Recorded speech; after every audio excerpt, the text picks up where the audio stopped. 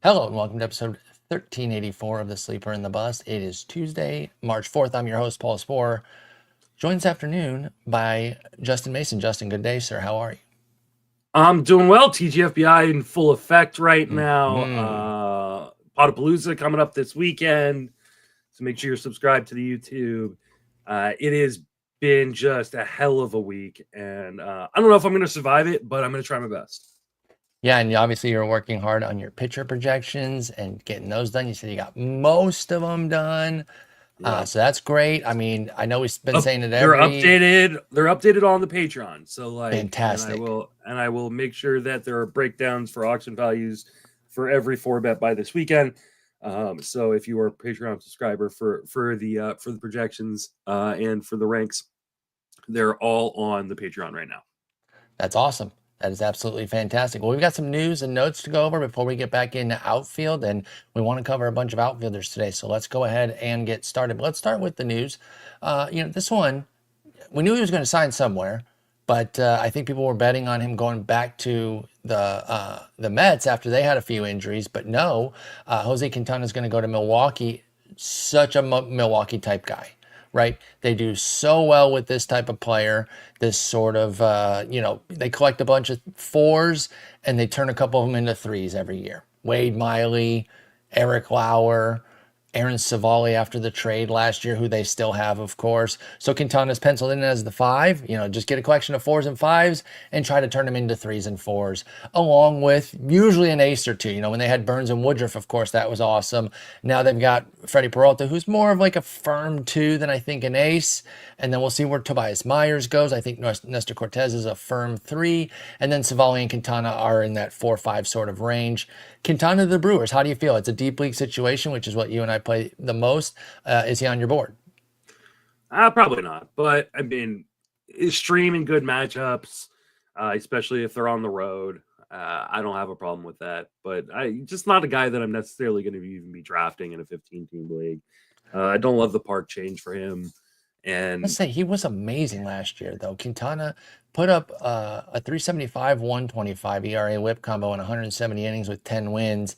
I don't necessarily believe it, though. The 456 FIP says, be careful there. He's going to be 36. But then I go back to Milwaukee and what they're able to do. So it's like, I get it. But he is a streamer type. I don't think you need to go crazy and like really draft him in a bunch of spots. I do think in a 15-teamer he's going to go, but probably in a reserve round situation. If he was like your second to last pick in a main event, that's fine. I don't know what Milwaukee's early schedule is, but that might be a reason to get Quintana if they have something early on. Now, I would probably look at their second series because there's almost no way that he'll pitch in the first series, both because he's starting late and because he's going to be almost assuredly the fifth starter. So, okay, that's fine with Quintana. I don't think we need to go any deeper than that. Luis Gil, we got some clarification. I don't know where you guys had the news come out for Sunday's episode.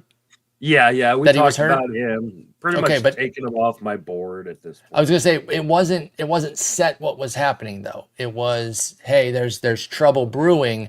Now we have the information. Shut down for 6 weeks with a latch strain, and that's just shut down, Yeah, which means he's going to need another handful of weeks to build back up.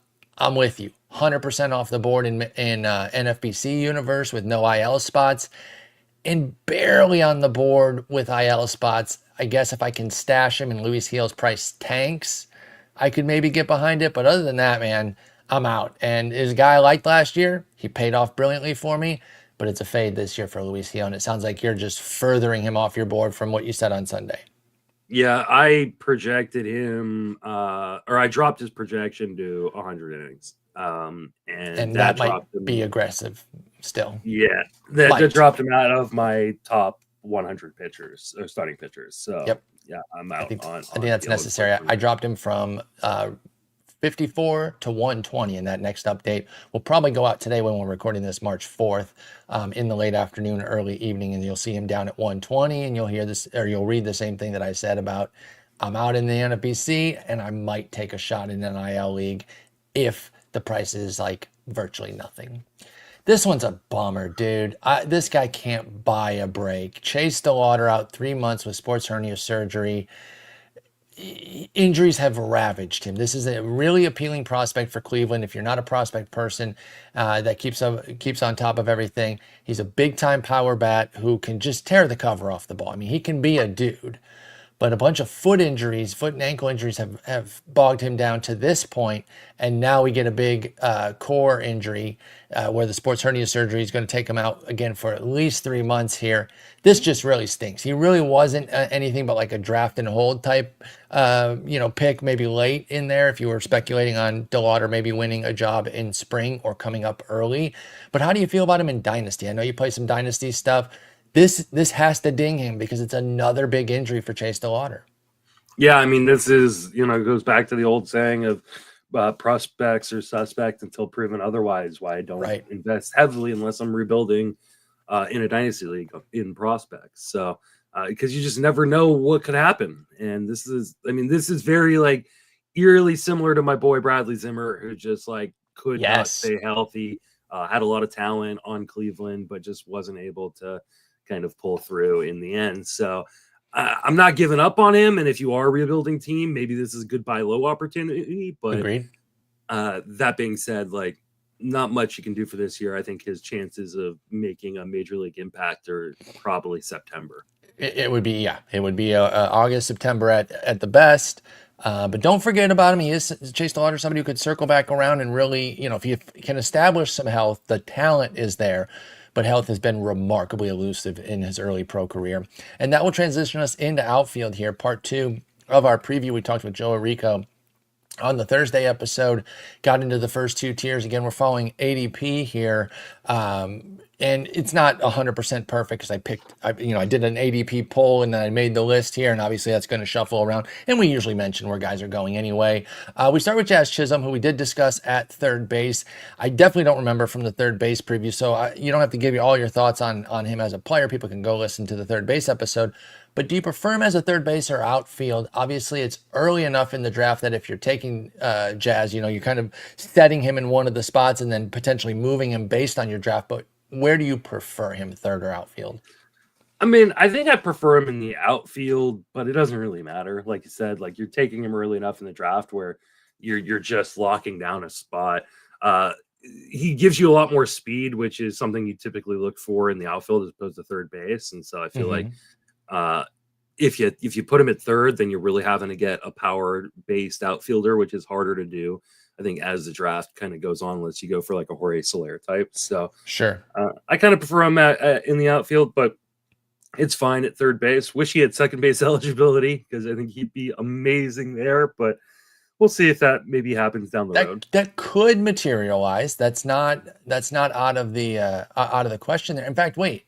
No, he's going to get. He's going to get it early. Yeah, he's going to get it early. You just won't have it right away. That's right. Yeah. That's right. So yeah, he's going to be leading off, batting, playing second, leading off with Judge, Bellinger, and Goldie behind him. Could be a lot of runs. Are you in on Jazz? Are you buying him in that top 20 pick where he's consistently going? No, it's just because the injury history is so bad. And I know he was healthy last year, but it's just been such a long history of him getting hurt that I have a really hard time kind of buying in on him, putting up another 600 plus plate appearance season again. So at the price for me, I think it's just a little bit too expensive. But I understand why people are doing it because he was amazing last year, and now he's got a full year in New York. Exactly. Full year in New York with Judge right behind you. Hell yeah. I don't have any Jazz right now, but I'm not out. And I do still have, a good handful of drafts where I could definitely come away with a Jazz share, and I wouldn't be surprised. I believe you're very much in on this guy. I want to say you've got some squads with Jackson Merrill. Do I have that right? You do. Yes. You are a big Jackson Merrill guy. That's right. From Sunday, Jackson Merrill was my second most expensive player. So he goes about 6 picks later, actually about 27 if you round up, 26.6. We call that 27 here. As the 11th outfielder off the board, 12th outfielder off the board. I can count, I swear. So this is in the RotoWire Online that I'm going to reference today. Sometimes I'll bring up the DC if there's like a big split. But now that we have, especially since we're in the upper tiers right now, of course, we'll shift to the DC ADP when we get deeper because a lot of the guys won't be going in the RotoWire Online Championship. RotoWire Online Championships, 12 teams, standard roster, the 23-man, 2 catchers, 5 outfielders, a corner, a mid, 1 util, 7 reserves, and it has FAB. So we're into into fab drafting season right now, so I think it is valuable to, bring up some of those ADPs as well, especially with these upper tiers. And Jackson Merrill, pick 27. You're big on him. What does he do for an encore? Because last year's rookie campaign was brilliant for Merrill. I have him as my 7th outfielder. Damn. I have him above guys who are widely considered first round picks. Mm-hmm. I have him above Jackson Churio. I have him above Julio Rodriguez. I have him above Fernando Tatis. I'm above Yordan Alvarez. Wait, Tatis? Yeah. You got him hitting 400 this year? No, give me some numbers on Merrill, because the only reason I'm asking is, like, I feel like he doesn't steal enough to, or have massive power. Like, he's a good everything guy, but how's he getting above Tatis? I have him with 27 home runs, 19 stolen bases, and a 305 batting average. Okay, so that's just a bit of improvement across the board. So you thought, hey, rookie year was hot. Sophomore year, check this out. The 22-year-old's going to pop off even more. I'm not saying that he can't do that, but that's a big ask. And it's understandable why you got him at 7.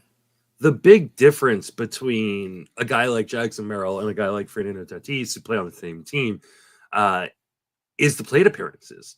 I projected Jackson Merrill for a lot more plate appearances than Fernando Tatis. And it's not so much about Jackson Merrill. It's more about I have Tatis projected for less than 500 plate appearances. Does Jackson start with a 7, perhaps? It does not. It starts with a 6. Okay. Because you had 593 last year, and I just was wondering if maybe you elevated him all the way up into the 7s there, which only a few guys do every year, and it's hard to project anybody for that outside of maybe Marcus Semien, although he's getting older, and I know some people are skeptical there. And he isn't a leadoff guy, so it is tougher to get 7, even from the 2 spot. But yeah, that's a healthy projection for Jackson Merrill. I can certainly see, like, there's a world, and obviously you would never project this, but there's a world where he hits like 330.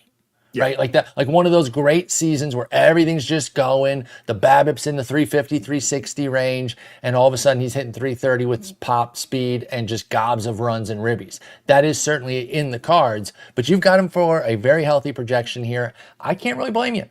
I see it. Like the skills are there. That is lofty, but you're putting your neck out for Jackson Merrill, and you're paying the piper too, like by putting him on some rosters as well. Like you said, even your labor squad that you put him on the other night there when we were watching on YouTube. That was fun there. And I think you got Adley in that too, who you also have in TGFBI. Now, picking 2 overall in TGFBI, he was never making it back to you in that second round, right? So that was probably a bummer for you.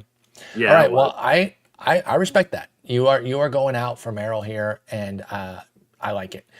Let's talk the 2 Bravos going next here, and that's going to be Ronald Acuna Jr. and Michael Harris II. And this show has some history with Michael Harris, where we haven't been so hot on him, and he kind of keeps hanging around in this late 2nd, early 3rd round area. I guess it's closer to the mid 3rd right now at pick 40. But then you got Acuna at 35. I know a lot of people are really irked by the I'm going to run less thing. I don't know that you necessarily need to be, if only because, yes, he was always going to run less than 70 steals coming off of his 19th torn ACL. He's tearing ACLs that he didn't even have to tear. But how do you feel about Acuna? Let's start with him before we get into Harris. And are you also irked by that news that seems to have spooked a bunch of folks and pushed him down the board there, saying, I'm going to run less now that I'm coming back from my 2nd knee injury? For me on Acuna, I just don't know how many plate appearances to. Yeah. So what'd you land on? Mid 500s? So with Acuna, I landed on 450. Okay, so you went light. Just playing it conservative. Yourself. Yeah, I think as a team that they've got a lot staked in his future, and they need to make sure he's okay coming back.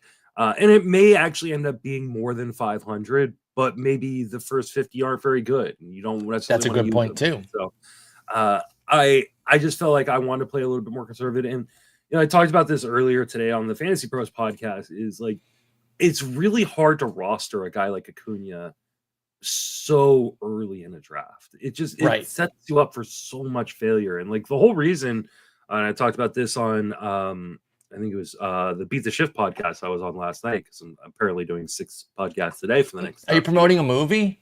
So you're on everything right now? I should have won an Oscar. You should honestly. have. I had you down for one. The fact that wasn't even nominated was pretty disappointing. I still picked you to win despite not being nominated. I had appreciate confidence that you were going to overcome. So the problem with like a guy like Acuna is, and I experienced this like last year in Tout Wars and in Labor when I spent so much money of my auction budget on him in both leagues, is like losing him. There is no replacement. I don't care what size league you're in. There is no replacement for Ronald Acuna. And now you're talking about a guy who might miss probably the first month of the season. That's what I've been banking on. I think he's going to be back in like mid to late May, early June. And even if you have, let's say, 3 IL spots, which in NFBC we have none, and in most leagues you have 1 to 3, you're going to experience other injuries. Like it's just, I'm sorry, it's going to happen between now and the time he gets back, and you're going to have to cut maybe not Acuna, but other guys in order to keep Acuna on your roster, or you're going to have to eat up your bench spots, which is not what you should be doing. So I don't see a reasonable plan outside of leagues like Labor and Tout Wars, which have unlimited IL spots, where drafting a guy like Acuna makes a ton of sense. Especially not knowing. I'm with you. He just complicates things, does Acuna, right out of the gate. Like you said, looking at a minimum a month, upwards of 6 to 8 weeks. Do you really want to do that? There are certain formats where you can make it work. You mentioned them, unlimited IL, but that's it. But you don't even get really that much of a discount. Going pick 35 is just not that cheap for me with Acuna. And here's the other thing that we haven't even talked about. Like he's already said, hey, I'm not going to run as much, which we don't know what that means. Like you said, like obviously he's not going to steal 70 bases, but like let's say that drops down to 25 stolen bases, which is still a good amount, but not nearly what you expected. What was actually a thing that he struggled with when he came back from the last ACL injury? Everything, I thought he was just pretty bad. Power. Yeah, so if he's not hitting for power and running, and he's not running, getting.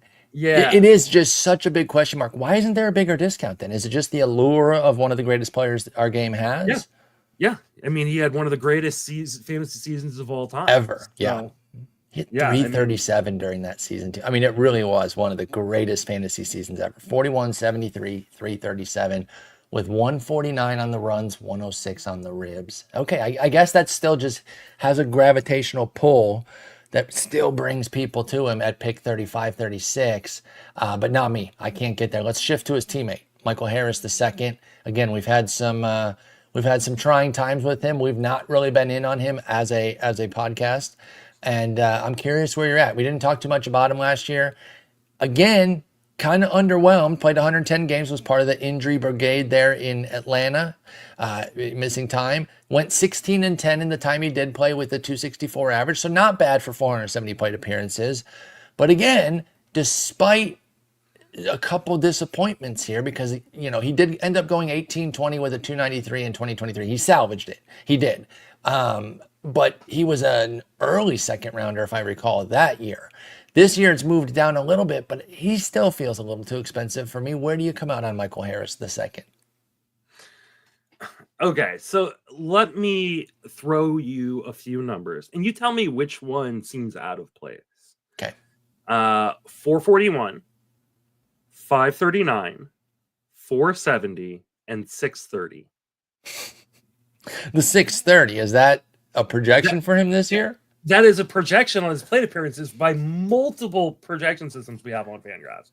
Now, how much of that is his age? And they're saying like a 24-year-old who, yes, has some issues. Now, the 441, that's his rookie year. So that wasn't necessarily injury. That's being called up. Mm-hmm. So I don't want to hold that against him as a injury situation, because I think you could add another 200 from the minors that year. But your point is still well taken, that in the last 2 years it's been 539, 470, and now we're jumping to 630. Can it happen? Absolutely. Will it happen? I don't know if I want to pay the premium to see it through. He's just the guy that scares me. I remain out on Michael Harris II. I'm willing to lose on him. So far, I don't think I really have. I don't think it's like cost me. I took my mea culpa in 2023. You decided to hold firm and say, no, we were not wrong. Yes, we were, but that's okay. Yes, we were. He went 18, 20, 293. He got there in the end. Although, to your credit a little bit, it was with 76 and 57 runs and ribbies. that's pretty paltry. Yeah. But the bottom line is, I just don't get there with Michael Harris, and I'm not seeing a reason to get there this year. My ranks have him 150 spots under ADP. Holy crap! What is your projection for him? I imagine it's going to be a lighter volume play for sure. Then, Yeah, so I have Michael Harris for just 500 plate appearances, okay. which would be the second most of his career. Mm-hmm. 16 home runs, 25 stolen bases, a 283 batting average. That's still pretty good. Where does that put him? Really, really low. I can't even number wise like put it out Eyeball there. it. But Yeah, it's I mean, just part of it very is I'm pretty low on the runs and RBIs as well because Right. he's the guy I think once Acuna is back and healthy, we'll move back down to the bottom of the lineup.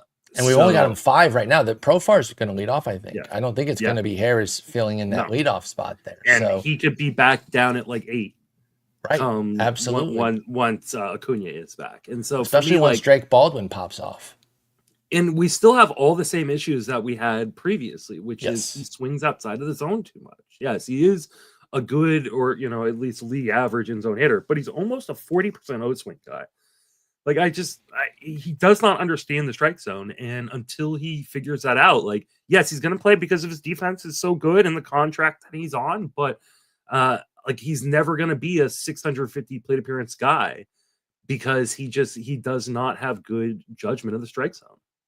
No, and again, it just makes me scared about him. By the way, I did. This reminded me that I did forget about Sean Murphy there, out 4 to 6 weeks with a broken rib. So I want to cycle back to a quick bit of news since we are talking Braves here, and get your take on that hit by pitch. A hit by pitch that busts your rib that's going to put you out 2 to 2.5 months. Can you imagine how much that would hurt? My body would disintegrate. Like there's just no two ways around it. If someone's blasting me with mid-90s in the ribs, first off, it's going through my body and coming out the other side. And then I'm just Thanosing into thin air without a doubt. Sean Murphy, much tougher than I am. What are you doing with him, though? You moving him off your board? Yeah, I'm pretty much moving Sean Murphy off my board. He wasn't very high on it to begin with. I don't really know what Sean Murphy is at this point in his career. He just has never seemed to feel comfortable in Atlanta. What I'm really interested in is Drake Baldwin. Drake. He's not now that going to this be, Drake.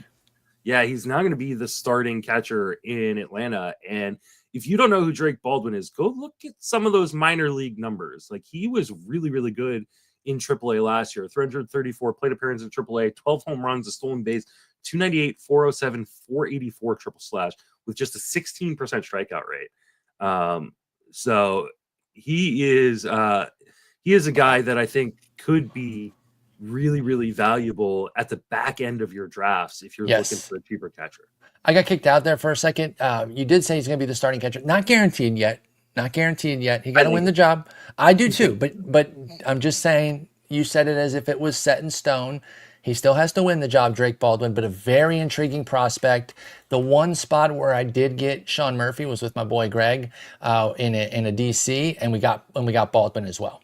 So we at least backed him up with the obvious backup there, Drake Baldwin. Really, really interesting prospect. I'm not usually super keen on catching prospects, but in a DC where you need 4 guys anyway, and we also have some concerns about Murphy. Like you said, he just really hasn't been amazing in Atlanta. Things just haven't worked there, and now this injury, that's a huge bummer. So anyway, sorry for the detour to talk some catching news, but I'd forgotten about that in the news and notes there. Let's get back into the outfield. Oneil Cruz, we discussed him at shortstop. Go listen to that. Let's skip right to Wyatt Langford.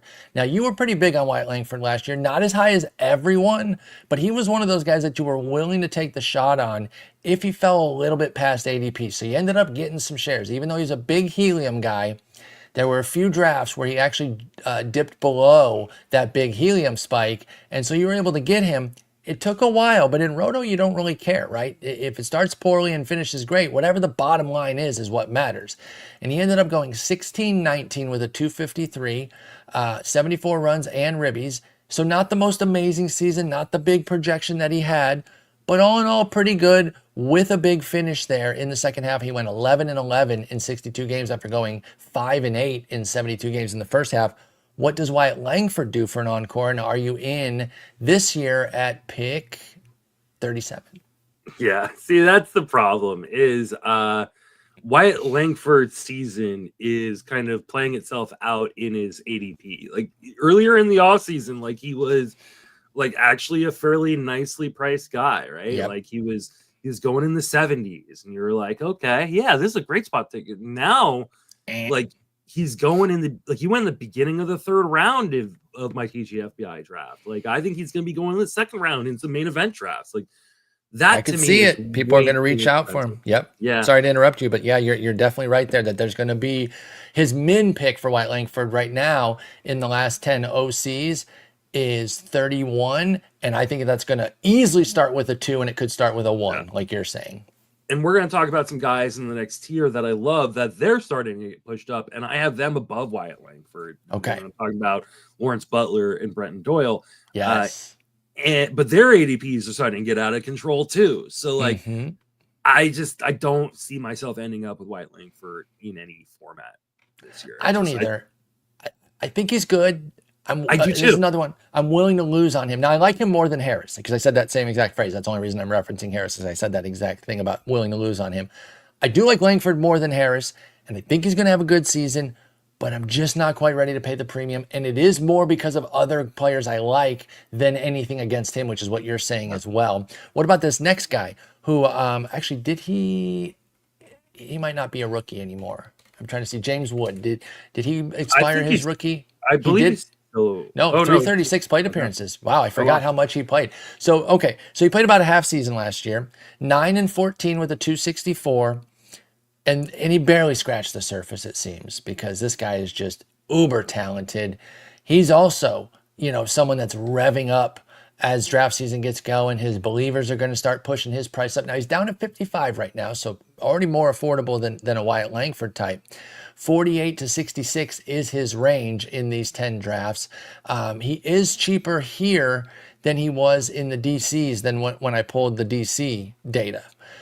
So the draft champion, or excuse me, the RotoWire Online Championship leagues with Fab, for whatever reason, have pushed Wood down at least just a little bit, probably for the likes of Butler and Doyle that you're mentioning.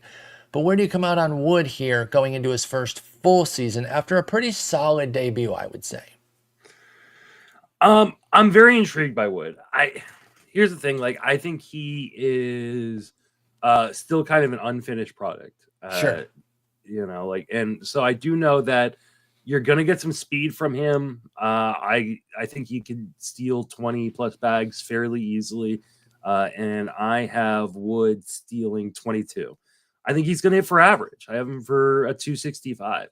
The question for me is that power ready to kind of come out? Time. Yep. Yeah, like he can hit the ball hard, but he had like a 2.5-degree launch angle last year, which very bad if you don't know launch angles. Yeah, that is Yandy Diaz-esque, right? And he could be very similar to Yandy Diaz, where he delivers you a really nice batting average and he throws in some stolen bases that Yandy can't deliver.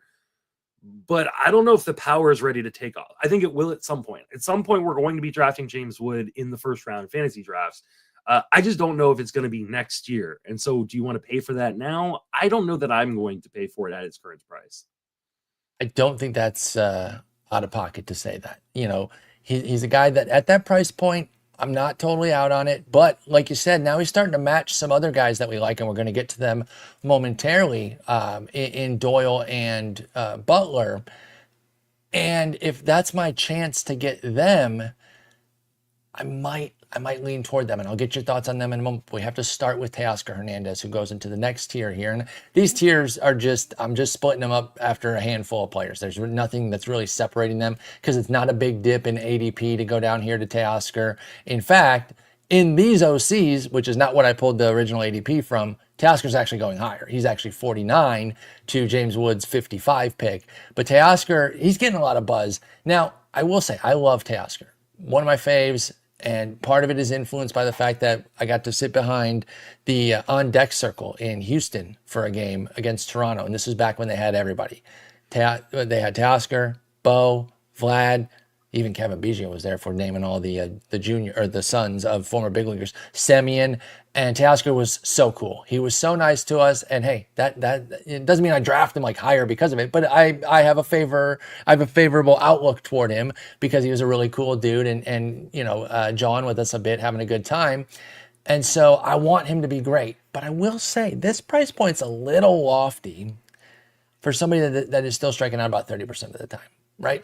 Do we have any concerns? Now, I know he's on the best team, and he went 33.99 with 84 runs, 12 steals, and a 272 average with them last year. But do we have any concerns about the plate skills creating any sort of downside here for a top 40 or top 50 pick Teoscar, or do you feel confident that he can just hit through the strikeouts? Um, I think you have to have some concerns, but I'm not overly concerned. I have him above a lot of these guys that we're going to talk about today. Now, he is not a very good end zone hitter. He was sub 80% the last 3 seasons, but he still has quick enough hands to make it work. He is in that lineup and in that park, which are huge pluses for him. I have him pretty much right there next to, you know, guys like Brenton Doyle and Lawrence Butler and Wyatt Langford. I will probably, especially because I'm trying to like diversify, I will probably end up with Teoscar at some point. But I just, if you're going to get power from him, you're going to get some chip and stolen bases from him, and you're going to get a ton of runs and RBIs in that lineup. It's really hard to not want to bet on a guy like Teoscar when you're going to be surrounded by such great talent in LA. And that's where I keep coming out. Like, because I dug in on him, I think before my TARF draft, because I wanted him, and Dustin McComas, a wonderful manager and a great guy, got him at pick 68, by the way. I thought he got a discount there, to be honest. Yeah. Especially in comparison to these OC prices. And, even though I saw the strikeouts and, he's not a huge walks guy, although he did spike up to 8%, which is not some lofty number, but for somebody who used to live in the 6-7% range, that extra point or two can be worthwhile, and it can make the strikeouts a bit more palatable there for Teoscar Hernandez. And then spiking another 12 steals, which he hadn't done for a couple years. He's usually more of a 6-7 guy. That was nice too. But honestly, if you just tell me it's 3,100 as the foundation, I'm not too concerned about where the steals and the runs and really even the average are going to be. Like, even if he sank back to 2023's 258, am I really going to cry? I don't think so. So maybe it's my bias toward him as a player, but I love Teoscar, and being part of that team, that was the easiest call of the year that he was going to go back there. I thought he might just take the QO. He ends up getting a deal instead. And so, yeah, I'm fine with it, even with a little bit of the concern about the swing and miss. Teoscar rules. And, All right. and as Yes. as pitchers start getting pushed up, as they will here as we keep going, He could be one of the push downs. And all these other outfielders getting pushed up because they're young and fun. Yep. He's going to be a guy who gets pushed down. And I think that is where you take advantage of the price. Yep. Sign me up. I mentioned that 68 price point that Dustin got him for in TARF. If I'm getting that in like a main, are you kidding me? He went 61 in my TGFBI draft. If I'm getting him somewhere that starts with a 6, because neither of his ADPs, whether it's the DC or the OC right now, starts with a 6. They're both late 50s. If I'm getting him in the 6s, or heaven forbid even the 70s there, which is his max, it's 74, and that's in the DC, so that's different. But if I get him there, watch out. I'm loving life at that point with Teoscar Hernandez. All right, not the Oakland guy the Athletics guy that you've been referencing. We got to start with the other one first, Brent Rooker. Now, you had some things to say on your labor draft that I thought were a little out of pocket. I didn't like what you were saying because me, yeah, you were. I mean, you weren't dogging him out. I don't want to overstate it, but I think you were saying that, like, was it you that said you had him at $9? Brent Rooker. Maybe That's psychotic if that's true. I could. Let me look at where my projection is. Okay, well, while you're looking that up, I want to point out that why would people prefer, say, hang on, let me see if this is still happening before I start shooting off at the mouth. Okay, he has passed this guy. But for a while, Kyle Schwarber was going ahead of him. And I know I like Schwarber. This is not Schwarber hate. But in what You should universe go would you ahead of him. take that's okay, so you are one of those psychos. No. Yeah. No, the hell he shouldn't. In what universe? Because even if you don't fully believe the 293, that's okay. I can understand that. But everything else is better. He went 39, 112 last year. He chipped in 11 steals, did Rooker. Even if you bring the average down 30 points, it's still 30 points clear of Schwarber at a minimum, I would imagine. Even if you bring it down 40 points to 253, you're still clear of Schwarber. And he played 14 games in the outfield, so at least he's close to qualifying there. And if anybody's going to get it in season between those two, I would put Rooker over Schwarber. So why in God's name should Schwarber UT only go ahead of Brent Rooker? I think there's just a track record with Schwarber that I feel more comfortable with. We're talking about Rooker, who is a guy who was going to be pretty much out of baseball. But he did 2 years in a row now, so who gives a shit? Well, Back-to-back 30-homer seasons. He hasn't done this. I mean, he did Schwarber in 2023. He went 32-46. That's Schwarber. Are we really expecting him to repeat the runs and RBIs again? I think that is my big issue. Well, and the batting average. The runs, yes. 82, I think, is fine. The 112, if you want to quibble on that, I can shave that down. I think I do need to update my runs and RBIs for him. What do you have? 15 and 20 or some shit? I have 60 runs and 60? He did 61 in 2023. This is outrageous. And that's what I'm saying. I need to push that up a little bit, and that will bring him up. But I have him taking a step back in terms of overall home runs. I have him with 35 home runs. I have his batting average at where's 1? 251. Given 001, 251. Okay, that's so much better. What do you have Schwarber for? Not that much worse. So the difference is clear then. It is the near 40 runs and ribbies that you have for Schwarber, and that will create that difference. I do understand that in terms of, at least in terms of your projection. I don't agree, though. I simply do not agree. 243 batting average on Schwarber. Okay, that's but not crazy. I will say I do need to change, and I'm going to do it as we speak. Because I think you got to go 80s with both at the very least.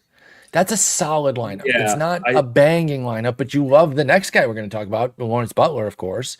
So, he's at least got him. JJ Bleday, my boy, took a few years to get going, but he looks nice. Shea Bangaliers and Tyler Soderstrom are at least going to drive Rooker in some when they hit their homers. It starts to get a little dicey at the end there with Geloff, Seth Brown, Gio Urshela, Jacob Wilson. My boy Luis Urias is going to take that third base job and become a superstar, though. That's obvious at this point.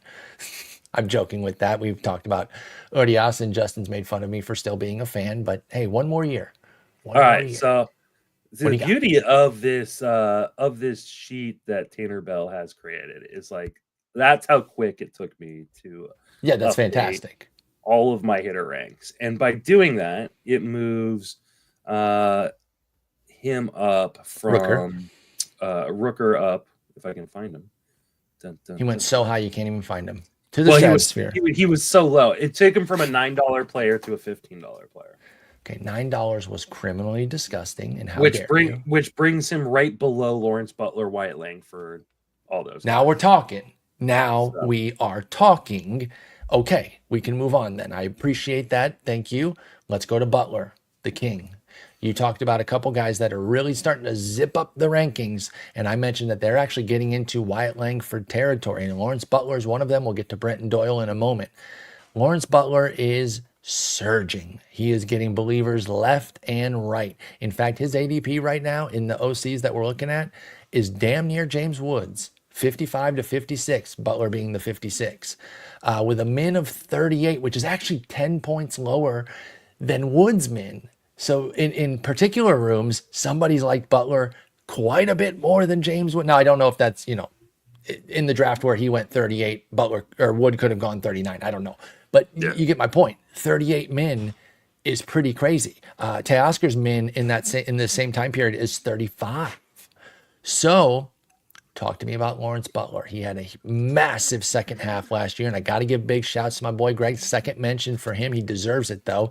He was dialed in on Butler when the metrics were there. And I know you're a metrics guy, too, so I'm sure you were there in the first half, understanding that underneath the hood was looking good, even when Lawrence Butler was hitting my body weight last year. It was bad. He couldn't get anything going there for a while. But if you stuck with him, you were handsomely rewarded, because once the numbers started to get together, and I'm barely joking about the hitting my body weight thing, he was hitting 179 on June 30th.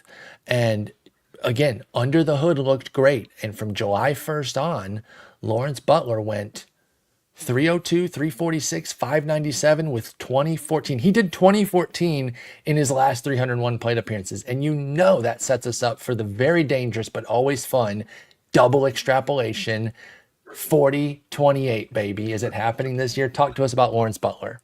It could. It absolutely could happen. Now, here's the thing. Like, sometimes you see something under the hood and you go, hey, like, there's something here that is about to be unlocked. I think really good examples of that, or a really good example for that last year for me was like Spencer Schwellenbach, right?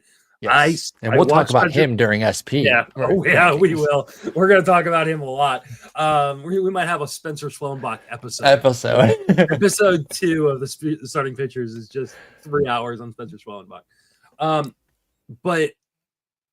So sometimes you see that and you go, like, I saw Spencer Schwellenbach. I looked at the underlying numbers. I watched him pitch and I went, this guy's really, really good. And he's just gotten unlucky in his, first 6 starts. And I think something is about to change here in the second half. And it did. And I was rewarded for it. A lot of people who followed the advice were rewarded for it. I don't think that's the case with Lawrence Butler. I think people saw some like exit velocities from him in the first half. And I remember having an argument with Ryan Bloomfield on Twitter about this, because he did one of these Bloom boards and he was all like, hey, look, this guy makes a ton of hard contact. He's like, he's hits the ball. He's rocketing the ball. You mean FSWA winner Ryan Bloomfield? You were arguing with him? I was arguing him because he was promoting Lawrence Butler as this guy, like, hey, this guy's gonna have an amazing second half. He could really rock it up. And I told him, I was like, listen, the underlying numbers aren't that good because he can't make in zone contact. He's never going. You can't make in zone contact. I was like, he needs to change his approach at the plate. He needs to make better swing decisions. And then, yes, he could unlock it. So what actually happened in the second half is he went from a 78.5 zone in zone contact with a 28% O swing in the first half, terrible numbers, to a 85% in zone contact. That's very good. That is exactly league average, while not sacrificing. Yes, when I say very good, I mean relative to what he was doing. Yeah. But he didn't sacrifice the exit velocities to do that. Same max exit velocity, same average exit velocity.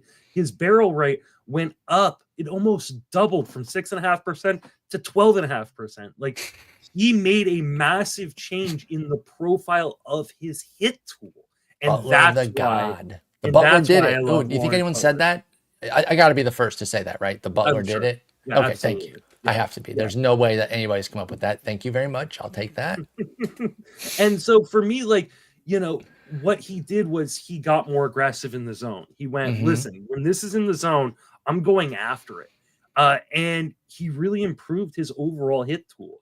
And I think this is why Lawrence Butler broke out. Now, I think a lot of people who was banking on him actually making this change before it happened got kind of lucky. But, I get what you're saying on that, right? There's merit 100% to what you're saying. Like, hey, there were some warts here that he needed to correct, and he did. Yeah. Is there not merit, though, sometimes to just kind of betting on the power metric of like coming, like, because we do that a lot, right? With power and velo, basically. We're going to talk about another guy here in a minute who did the exact same thing. When we talk about Brenton Doyle, right? And what you and Jason were doing prior to the start of the season last year was going, I love how hard he strikes the ball. I love that he's got speed in his game. If he can just figure out how to make more in zone contact, right? And in Colorado, that's a great place to do it because the ball doesn't move in the same way coming out of a pitcher's hand as it Hmm. does other places. Like, I think he could turn into a stud, and he did it. Especially when there isn't a huge price attached to it, I have Right. no problem making that gamble. Like, like a guy like Christopher Morel is a really good example. When Christopher Morel was going in the top 150 picks, there's no way I'm taking that bet, right? No, Like that but he's going to now, figure it out. But now he's going outside of the top 220 or top 250. right. And yeah, fine. Take the gamble because you can drop him really easily. When you're picking up a Yes. guy in season, like you were picking up Lawrence Butler in season, yeah, Hmm. it was the right call to make that gamble. And I made the gamble along with people, even though I didn't necessarily believe much was going to change, and I was rewarded. It's about the price attached to it. And Because what so, you were saying was 31% K rate and yep, dog crap metrics that sustain that yep, 31% K rate. If that doesn't change, no matter how hard you hit it, you're only going to clip a few bombs every once in a while, yep. and there needs to be a tangible change. So I get what you're And saying there when you were arguing against Bloomer, saying like, yes, there's the power to build on, but he needs to also make a fundamental yep, change, does Lawrence Butler. And to his credit, he did. yep, But if so, I guess the takeaway for the future, right? Say there's a guy like this coming up this year that they're hitting my body weight, but a ton of power metrics are good there. You can still bet on them, but if they don't also make the change that Butler did, like they're not, the power alone will not get you there, I think is your yeah. general takeaway, right? Absolutely. Okay. Because Okay. they're guys like Chris Carter in this world Yes. that never figure it out. The That, hey, Morel yeah, one is actually a yeah, perfect comparison here. Because when people are gassing him up and the price is high, we can't get there. But now that he's picked 280 in an OC, if you want to take that gamble that he can make a fundamental change that Tampa Bay can help him unlock, and then the power will play into that, boom, there you go. But if he doesn't make that change with his ability to make more consistent contact, then I don't care how much power and speed Morel has, he's going to have a 280 OBP, and it's not going to matter. there's a difference between strength and functional strength. If you cannot make it functional, it doesn't matter. You end up like Kyle Blanks, right? Oh, You end wow. up That's a like great comparison. Chris Carter, right? Yep. But if you can turn it functional, then you can become Lawrence Butler. You can become Brenton Doyle. You can become these guys. And I think it's smart to make these gambles late, right? Because if they Yes. don't work out, they don't hurt you. Exactly. It's when we start paying for these guys before we've seen it translate into anything that I start to have a problem with it. Well, let me bring Doyle up the rankings. He was only one spot away. Schwarber's in between them. Schwarber did play 5 games in the outfield, so yeah, shouts to Yahoo. He's going to be. Before we move on, though, Yes, the go price is ahead. getting insane on Lawrence Butler. So are you peeling back? Because now I you am. have to ask, are you concerned of some regression here, right? Because this is a new skill that he displayed for half a season. Can Lawrence Butler continue to do that? You already said yes, so you're pulling back on this 56 ADP right now. Yes, because I think part of it is influenced by one, just overall hype, and then the movement to this new stadium, which I Yes, think this stadium is going to play much better, even if it isn't like a quote unquote hitter stadium. It's just going to be so much better than Oakland Coliseum was. easily, yeah. That being said, like, we're starting to push him up into a place where you're no longer paying for value, you're paying for the come. For And production. I do think it will come. It's like, I don't think it's a bad pick. And I was just sitting there in the 5th round debating whether I should take Lawrence Butler or Adley Rushman. And I went Rushman, but part of me is like beating myself up. I didn't take Butler or Brenton Doyle because they went, like 2 of the next 5 picks after my pick. So that being said, like I have Brenton Doyle ahead of Lawrence Butler. And he is not going usually near that in the ADP. So I'm probably going to end up with Doyle a lot more than end up with Butler. I'm not necessarily against that. And like I said, let's jump to Doyle. We can circle back to Schwarber if you have any tack-on thoughts after the debate with Rooker that we had there. Because like you said, Jason and I were big on Doyle last year because he was a super late pick, and we said, this dude has some power in his bat, great speed, best park in the universe. Give me a shot at pick 350 all day long, and we cashed. Now, you have to pay a premium. So can it stick? because now he goes right after Butler. Then there is an 11 pick gap in these OCs from 56 to 65. So you do get him a little bit cheaper, but in a lot of drafts, one signifies the other. So the drafts that I've been in, once one of them goes, it tells the people who are in on both, now I have to take the other immediately. So I'm actually surprised that there's an 11 pick average gap. Maybe there just happens to be some drafts there where where Doyle's getting pushed a bit deeper because his max is 82, a spot where I would really love him, but we're not getting him there very often. He will still be leading off. He's still going to be in Colorado. Of course, he went 23-30 last year with a 260. The plate skills are still a little dodgy at 25% K and 8% walk. Give me that 8% all day versus the 5% he had the year before. And even give me the 25% K rate over the 35% that he had the year before. But just to underscore the point you just made, he had to make a fundamental change to get here for Brenton Doyle. Where does he go from here? And is his price also getting too high for you? Or are you more concerned with Butler's price or Doyle's?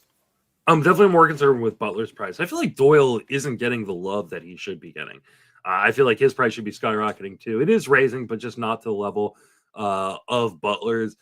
Doyle did everything that Butler did, but he actually did it over the course of a full season. He went from a 79% zone contact in 2023 and he actually had a 65.7% zone contact in AAA in 2023. Raised it all the way to 86.4%, which is above league average. Did not sacrifice the power, has speed, plays in Colorado, where you get that extra BABIP boost. Like, I could see a season in which Brenton Doyle hits like 28 home runs and steals 35 bases with like a 270, 280 batting average, and I wouldn't blink an eye at all. I think and he plays amazing defense, so you know he's just going to rack up plate appearances. So like, yeah, Brenton Doyle's my dude this year. I got him for $14 in labor, and I was so stoked. It's one of my favorite. Yeah, I really like that price point. I got no beef with that. Yeah, I'm fully in on Doyle. Doyle and Butler, I am one of those people that when I see one go, if it's near my pick, I'm gonna take the other. But again, these prices are getting a little spicy here. And even as this next guy that I'm gonna bring up here, let me see how far down the list he is. Oh, okay. I'm just gonna keep moving Schwarber down because I'm gonna move the next guy up. Is there a case to be made that maybe we don't buy the hype here on these two, Butler and Doyle, and just wait 25 picks or 20 picks from Doyle, that would be, to get Luis Robert Jr.? Again, a guy that I've had some concerns with, but now that he's so much cheaper than these two, does he not bring the same things to the table? No, he actually brings the opposite things to the table. His in-zone contact skills have just degraded over time. Right. And you can try to blame that on the injuries, but like this is something that's been happening for quite a while. You look at what Luis Robert Jr. did in 2022. He had an 86.8 in-zone contact rate, which is, well above league average and starting to get towards like the elite tiers of zone contact. 2023, 81%. Last year, 82%. Like, he swings outside of the zone too much. This is a guy who can't stay on the field because he's always hurt.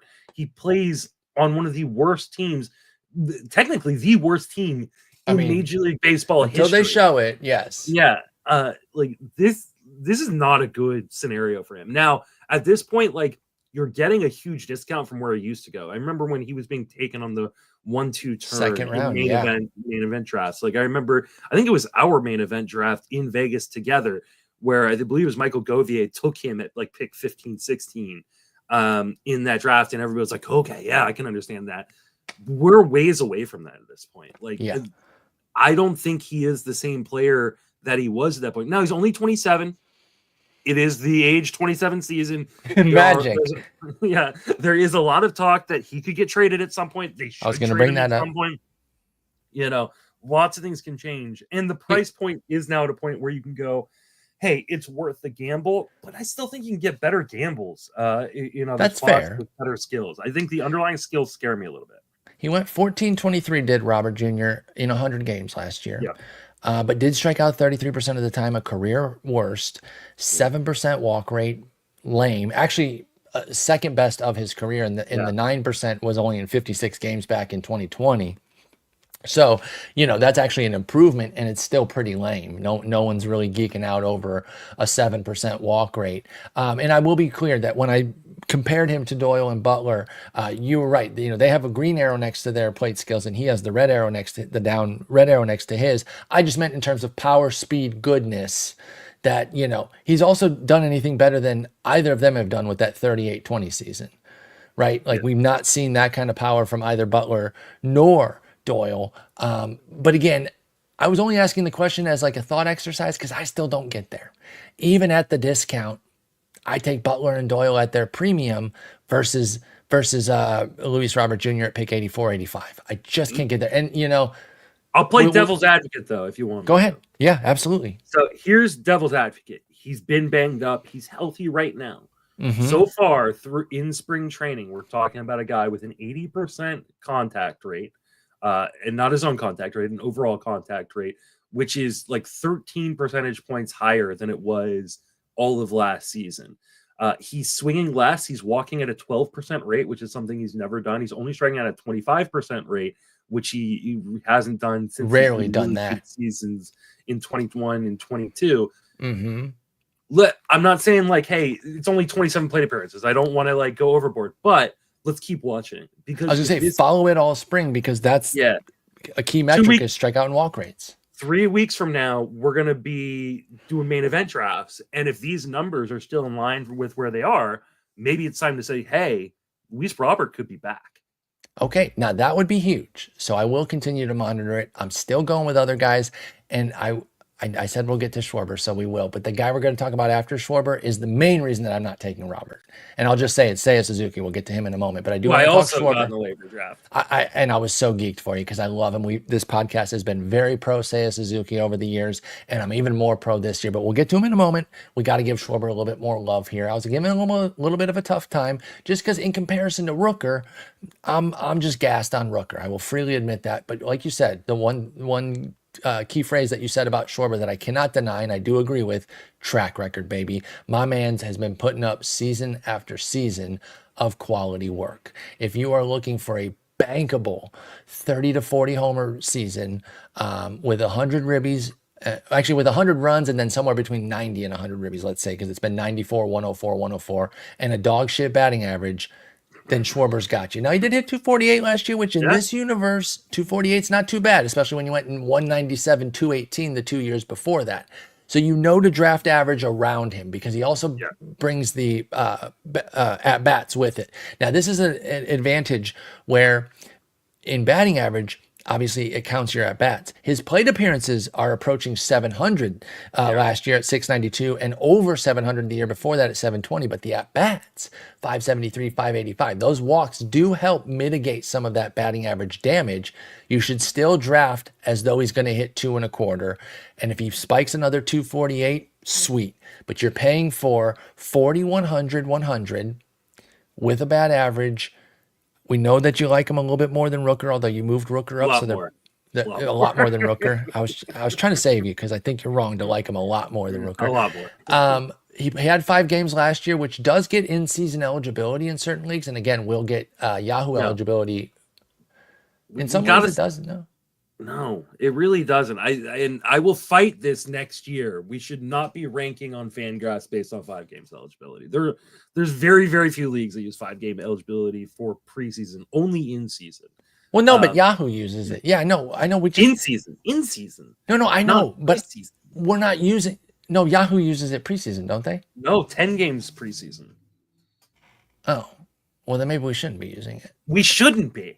I've been fighting the man. You are the man, and I'm not the man. I don't make the decisions. Dave's above me. What are you talking about? I thought they had 5-game preseason. In season. 10 games preseason.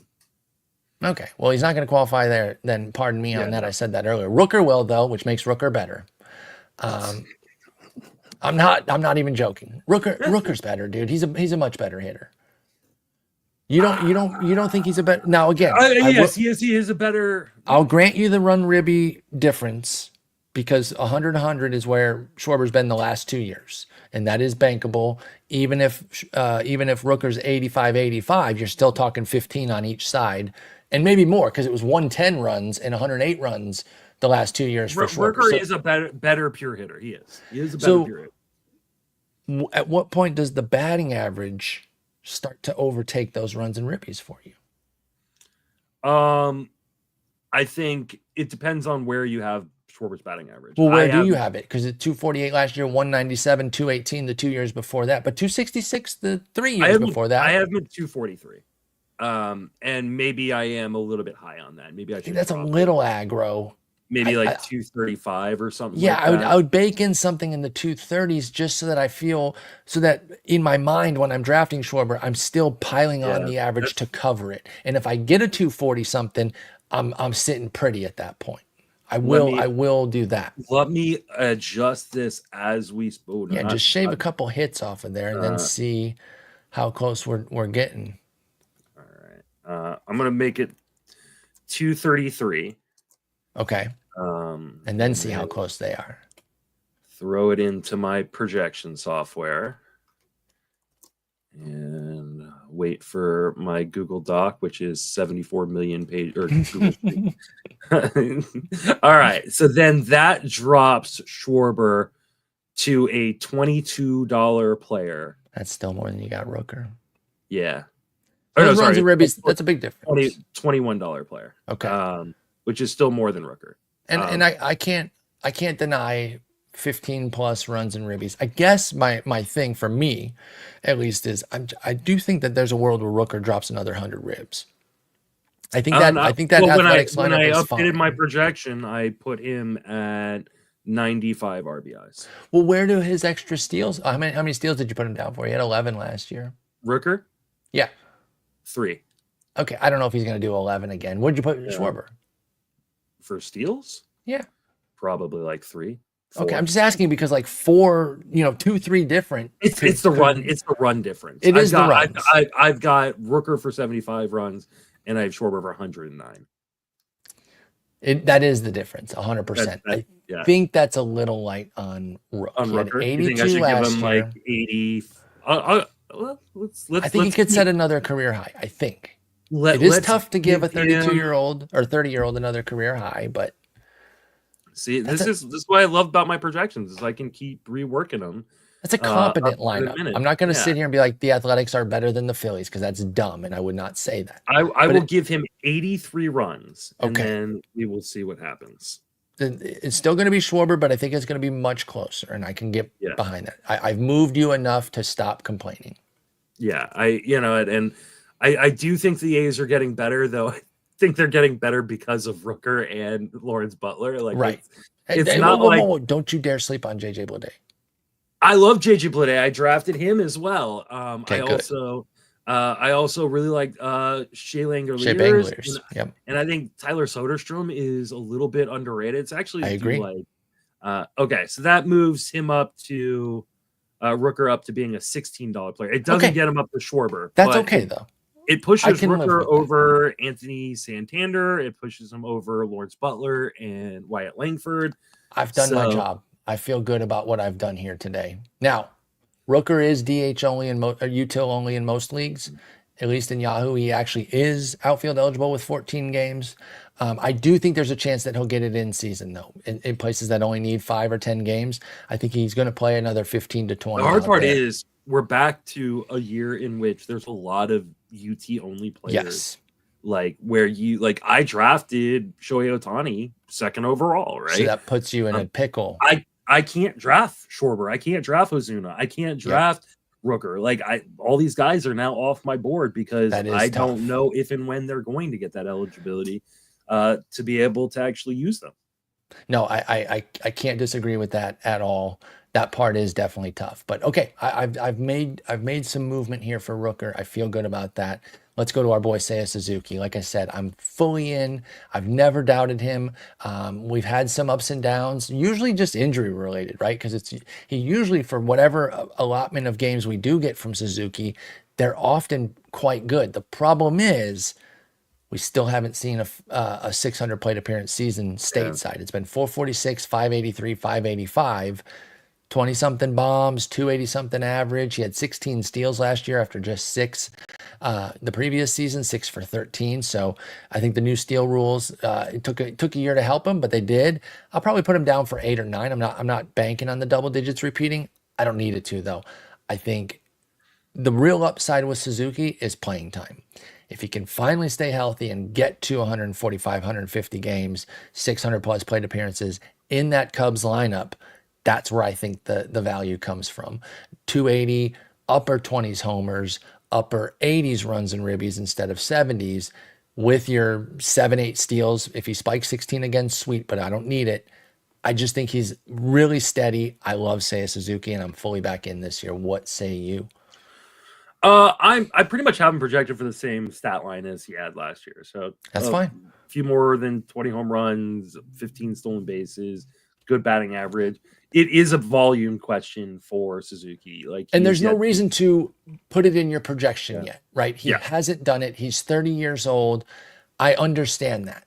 So I'm not going to sit here and advocate for you to push, say, Suzuki's projection up, but that is where the upside comes from. I'm not projecting some big skills improvement. He doesn't need to. He's already a stud skills wise. And the market has kind of softened on him because of all these other guys we've talked about. That have been He's the pushed up. push down.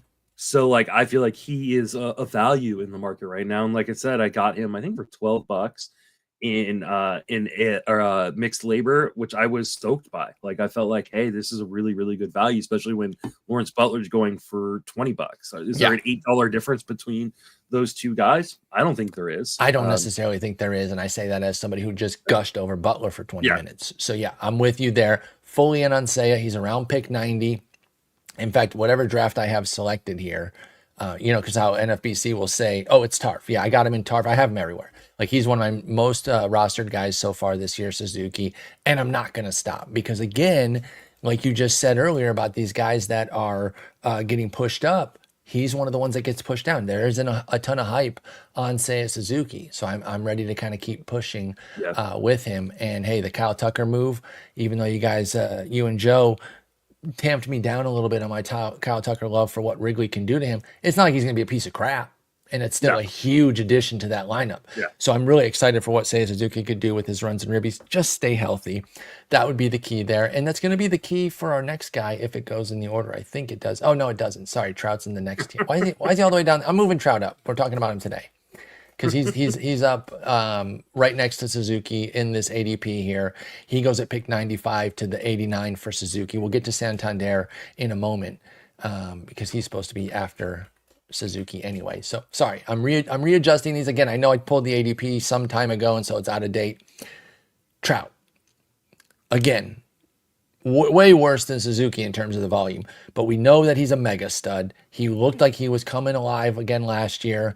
I say this as somebody who drafted him in both my mains. I was so heartbroken because I was like, yes, it's coming, it's happening, it's working. And of course he got hurt again and played 29 games, but boy, were they a good 29. He went 10-6. He only hit 220, but everyone knew that the batting average was going to come up. Like, if you'd been able to play, I mean, I don't think you deny that, right? He had a 194 BABIP. It was going to come up, and he was going to be fine. Any world where you're taking him, you're pretty risk averse, understandably. Are you getting to Trout at pick 95? I haven't yet, but I want to. Okay, so you're open to it. I was very, very close to ending up with Trout in the labor auction. I have him only projected for 475 plate appearances. But those I'll take that at pick 95. 475 amazing plate appearances. Right. It's still 19 home runs, 14 stolen bases, because Ron Washington is in Los Angeles and they're going to run 273, 371, 532 triple slash. I could absolutely see, like, hey, I don't believe that moving him out of center field is going to keep him any healthier. I don't either. But, like, if for some reason it does, and we get 600 plate appearances of Mike Trout, somebody is winning their league because they drafted Mike Trout outside of the top 100 picks, because that's where he's going to end up probably going as we get to, like, the end of March. You want to guess what his walk rate is in spring training right now? On that team, 28%. No, I'll make a more realistic guess and say like 18%. You should have gone the other way. It is 35.7. his walk rate. Even in Like, spring, they're like, "You're not like, gonna beat us, yeah, brother." we're not gonna like. I'm not gonna throw you a pitch you can hit. Like because he's That's like amazing. he's amazing. Like he's hitting 375, 643, 875. Like that is like he's still one of the greatest hitters in baseball. He Absolutely. just has to stay on the field. So in 10 and 12 team leagues, take the gamble every time. Take the gamble Absolutely. every time. Because you Right? have the replacement value being higher that you can recover Mike Trout. It is Yep. tougher in 15s. Again, I learned that the hard way last year. Yep. Don't pair him with Royce Lewis. I got really overzealous with that. I was dreaming, I was absolutely dreaming of pie in the sky, and I got the harsh reality pretty early into the season when both of them got hurt and ruined that main event. And I did it to myself. I knew what I was doing going in, and it was just a little too egregious. Now, I was talking about this third mention for Greg here because I was like, yeah, I'm not going to do that again. And he goes, actually, at their ADPs this year, if it was like an 8th, 9th round turn, I could see maybe doing Trout and Lewis. So he's being a bad influence on me. He's usually a pretty good influence on me, but now he's trying to convince me to take Trout and Lewis again in a back-to-back situation. I don't think I'm going to do it, but I do want to ask you this. Do you want to guess the price I paid in TARF for Mike Trout, who has a 95 ADP? Do you want to guess the pick that I paid? 115. No, I thought you were going to say 150, which would have been a perfect guess. 147. Wow, yeah, take that all day. I stole him, dude. I was like, thank you. Yeah, like I have a hard time rostering guys like Mike Trout in a 15-team league just because of the injury track record, but and because I'll already have Royce Lewis on my team at that point. True. Like that being said, like yeah, in 10th round, sure, all day, go for it, all day. I was geeking on that one. I was like, don't take him from me. Don't you son of a guns take him from me. We might have some special guest analysis coming in here momentarily because I accidentally pocket dialed my wife during the podcast. Oh, and left her a voicemail of us talking about Michael Harris. So she's like, why didn't you let me chime in on Michael Harris? I was like, well, if you text me your analysis, I will. If you got some thoughts, we are open to it. But in the meantime, we are going to move to Anthony Santander, who is shifting parks, shifting countries, in fact. Same division, though, going from Baltimore to Toronto. And, I thought that was a pretty solid signing for them. He's been your boy. You've been a Tony Two Bags guy. I don't know if he goes by Tony Two Bags, or Tony Taters, I think. Tony Two Bags, I believe, is actually Anthony Rendon, and it should be Tony DL. That's a stupid joke. It didn't even make any sense. Didn't even alliterate. But Santander is a stud. He has the amazing walk year, dropping 44 bombs on him. He hit 235. Who cares when you're going 44, 102 with 91 runs? What does he do over in Toronto? Just more of the same. He's gonna hit 250 with like 36 home runs. Like that's kind of who Anthony Santander is. Like, I don't think there's anything like, I don't think we're going to see another 40 plus homer season again, but like mid 30s with like his patented 250. I mean, I think that is probably where he is at, kind of moving forward. This is, I think a little bit better part. Maybe. I think it is a little bit better. He's a switch hitter, so he didn't have to deal with the wall all the time in Baltimore. Obviously, as a switch hitter, you're going to. He's also one of these real manpower guys, right? Where, like, it doesn't really matter where he hits. He's going to hit his bombs. And like this lineup is pretty decent still. And yeah, especially at the top end. Yeah. He's one of the easy guys to kind of just do the 3-year average because he's played 152, 153, 155. And the 3-year average is 35, 95, 244. And no one's having a problem with that at his price point. So kind of an easy analysis there on Santander. If he's your guy, take him. Pick 81. I got no beef with that. He's got a max of 98. So if you get him later in a room, all day. He's a great way to make up a power deficit. Like if you drafted, like, let's say you start off your draft with Paul Skeens or Tariq Skubal, and then you take like a Trey Turner in the second round, you're probably going, I need some power. Anthony Santander is there later on for the draft. That's exactly right. You go Alonso Santander with your 3rd and 7th picks, and you're right back where you need to be. Yep. All right, let's talk Brian Reynolds. Now, he could be one of those guys you take to cover the average of like a Schwarber or a Santander. He's kind of boring. He's, I believe Derek Van Riper's phrase is oatmeal. And oatmeal's good. But it conveys a particular quality to him, and that is definitely Brian Reynolds. But he plays all the time. He's going to hit you mid-20s homers. He's going to hit you a pretty solid batting average that could spike up. He did hit 302, but that was back in 2021. Now it's been 262, 263, 275 the last 3 years. But two of the last 3 years have been double-digit steals. In fact, both of the last 2 years, 12 and 10. More of the same for 30-year-old Brian Reynolds. Okay. Before we get to Brian Reynolds, should I Oh, do give we you have? the, I'm very curious of the Michael Harris yeah, analysis from your this is wife. this Yes. is terrible analysis, by the way. No, this is be So fantastic. I'm excited. It'll be better than your analysis. I think that at his advanced age, he could offer some consistent but unimpressive production. He has value, but won't make or break a team. I'm surprised by the mins and expect to see Max increase by the time the season starts. That could have worked for like Kyle Schwarber or something. Yeah, it could have. It 'Cause absolutely could have worked. For there's a number players of that players. analysis would work for, but Yeah. not 24-year-old Michael Harris. Yes. Hell, it would work for Brian Reynolds, who's Yeah, 30 years old. I was all like, yeah, he's 23. Yeah, not quite there, but I like it as a framework for an old guy who is still valuable.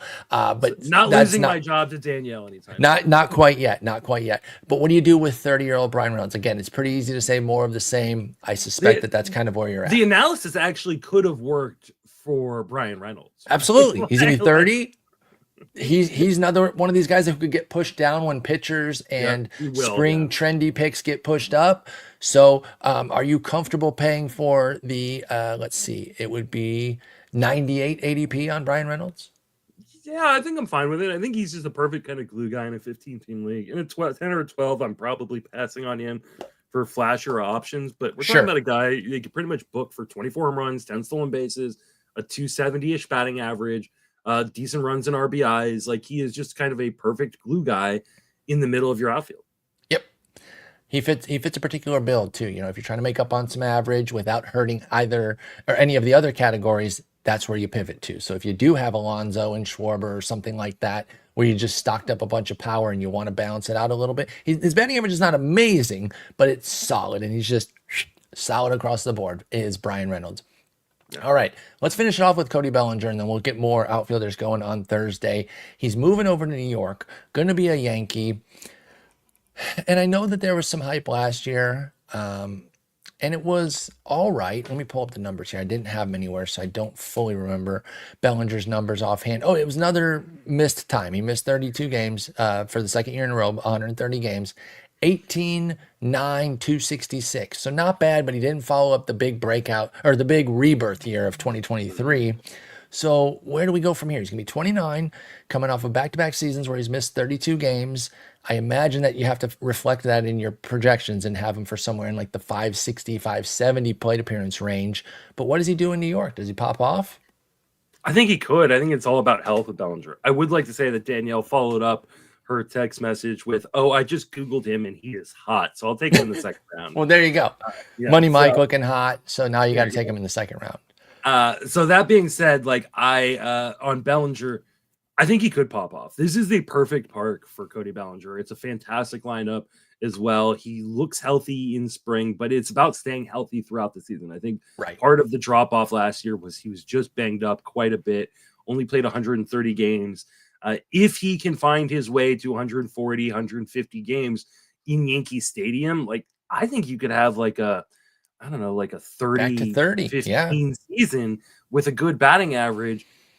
I don't know that you can bet on it, and you've got to be really careful about the roster construction around a guy like Bellinger. You can't be drafting Trout and Bellinger on the same team, right? You can't be drafting Bellinger and Royce Lewis on the same team. So I probably won't have a lot of Bellinger this year because I'm going to be drafting so much Royce Lewis. But in leagues where I get sniped on Royce Lewis, I'm probably going to follow it up with a guy like Bellinger. And you get a first outfield situation there, and I don't think he's necessarily bad to put over at first. Yeah, infield, outfield. And as we learned in that first outfielder episode when we were discussing Kyle Tucker, That is one of the worst parks for lefties in terms of home runs, and he's going to one of the best, going from Wrigley to Yankee Stadium. So yeah, there is upside baked in here. It is playing time upside, but it is hard to project it and feel confident that he's going to get there, because even the year before that, 2022 for Bellinger was only 144 games, so that's even some missed time, and then 95 the year before that. So we just haven't seen it since all the way back in 2019 when he played 156 games. But he's still on the right side of 30 at age 29. It could happen. You're not paying for it, right? Pick 97 here for Cody Bellinger does not assume 600 plate appearances. So that playing time upside is there, available to you in that price point if you like him. Interesting range, by the way, in these OCs, 66 to 115. You could find yourself in the right room where Bellinger just keeps falling, and then you scoop him at pick 110, 115. You're taking that all the way to the bank. The 66, that's where you're going to be out, right? That's where I'm out for sure if someone's paying that premium. So my ranks have him right at ADP. Okay. Like for me, it's going to be the drafts where he falls.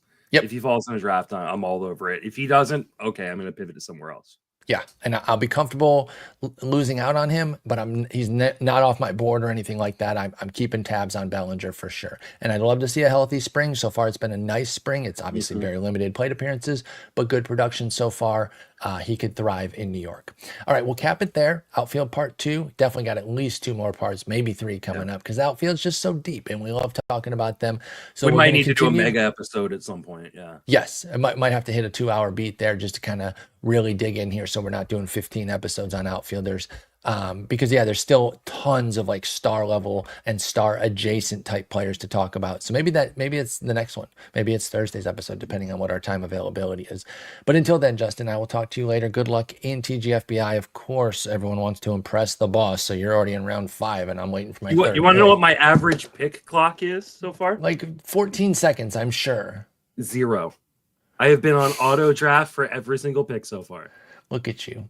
Well, you have to set an example, right? If you were taking a bunch of time and then trying to tell other people to hurry up, they could probably. There is one draft still in the second round. I may have to go yell at them. Are you kidding me? They just got into the second round today, too. They didn't make it through round 1 during day 1. Okay, that's pretty bad, especially for the first round. You want to get some guy complained, and it was all. And at first, I'm all like, "Oh God, we're already hearing complaints." He goes, "We're at pick 13. This was this morning." And then you realize that it was a pretty fair. And I was like, "He was like, we won't make it through the draft at this point." No, well, literally will not. Your clock will be turned down to like 1 hour.